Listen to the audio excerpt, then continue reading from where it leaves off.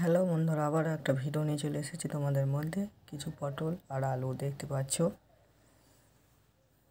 পটল আলু ভাজার তরকারি। এই দেখো, আমি পটল কটা সবকটাই সুন্দর করে ছিলে রেখে দিয়েছি। তার সাথে আলু কোটাও আমি ভালো করে দিয়ে দিয়েছি। দেখো বানাচ্ছি, ওটা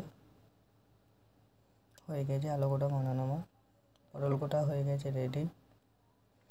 আশা করি ভিডিওটা সবারই ভালো লাগবে। যে পটলের মধ্যে নুন, হলুদ, জিরে গুঁড়ো একসঙ্গে দিয়ে আর কিছুটা হচ্ছে মরিচ ভালো করে মাখিয়ে ওটাকে রেখে দেবো।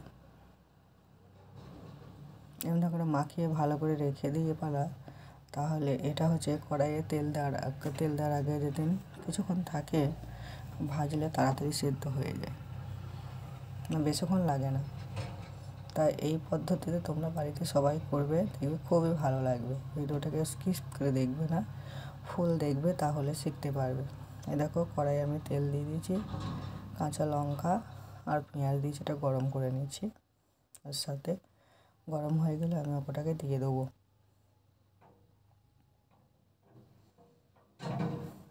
এই দেখো বন্ধুরা, ওটাকে আমি দিয়ে দিলাম। 2-3 মিনিটের মতন কি 5 মিনিটের মতন রাখলে ওটা খুব সুন্দর হয়ে যায়। এই যে দিয়ে দিয়েছি, কিছুক্ষণ এটা আবার ঢাকা দিয়ে রাখবো। তারপরে দেখো, এই যে চলে এসেছি, দেখেছো সেদ্ধ হয়ে গেছে খুব সুন্দরভাবে। এবার নেড়ে নেবো। আমি কিন্তু একটু পানি দিই নাই গো, ওই যে নুন দিয়ে রেখে দিয়েছিলাম না, তারপরে দিলাম, তাই পানি দিই নাই। ওটা ভালো করে এবার নেড়ে নেবো, ভাজা করে নেবো পটলটা।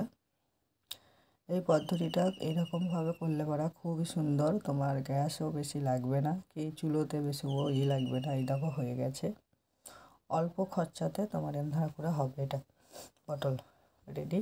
এবার হচ্ছে আমি আলুটা ভালো করে ভেজে নেবো। তার সাথে ওটাও মানে পটলের মতনই হলুদ, লঙ্কা, নুন, জিরে গুঁড়ো সব দিয়ে দেবো। আর পরিমাণ মতন হচ্ছে পানি দিয়ে দেবো, যাতে সেদ্ধ হওয়ার জন্য। আর তেল এই যে দিয়ে দিলাম, এটাকে পরিমাণ মতন পানিও দিয়ে দিলাম। নুনটা দেওয়া হয়নি এখনও, নুনটা বাকি আছে। এই যে নুনটাও দিয়ে দিলাম একবারে। এটাও কিছুক্ষণ পর ঢাকা দেবো, তারপরে ফিরে আসবো। এই ঢাকা থাকলো, পরে দেখো এসেছি, দেখছি এই দেখো অনেকটা পানিটা মানে ঝোল যাকে বলা হয় হয়ে গেছে, মরে গেছে। আলুটা সেদ্ধ হয়ে এসেছে, দেখতে পাচ্ছ। এই যে দেখো কত সুন্দর হয়েছে।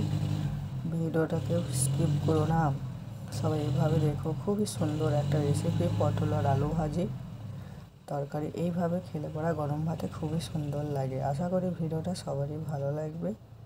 সবাই ভালোও থাকবে, সুস্থও থাকবে। নতুন নতুন ভিডিও দেখার জন্য আমার চ্যানেলটা সাবস্ক্রাইব করো আর নোটিফিকেশনটা অল রেখে দিও, আর নিত্য নতুন ভিডিও পাওয়ার জন্য।